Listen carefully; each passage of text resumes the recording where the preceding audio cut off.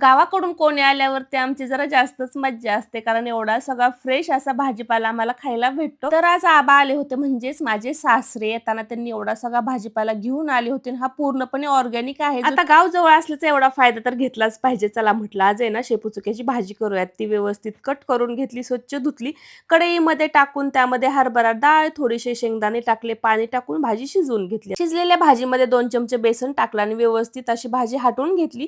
लगेचच एका साईडला कढई ठेवली. कढईमध्ये तेल टाकून त्यामध्ये जिरी, मिरचीचा ठेचा, त्यासोबतच हळद आणि लाल मिर्च टाकून परतून त्यामध्ये हटवून घेतलेली भाजी टाकली आणि त्यामध्ये ना थोडंसं पाणी ॲड केलं, चवीपुरतं मीठ टाकलं आणि एवढी मस्त अशी भाजी आपली रेडी झाली होती. आणि ही शेपू चुकाची गरगट्टा भाजी आहे ना, भातासोबत आणि भाकरीसोबत एवढी मस्त अशी लागते ना.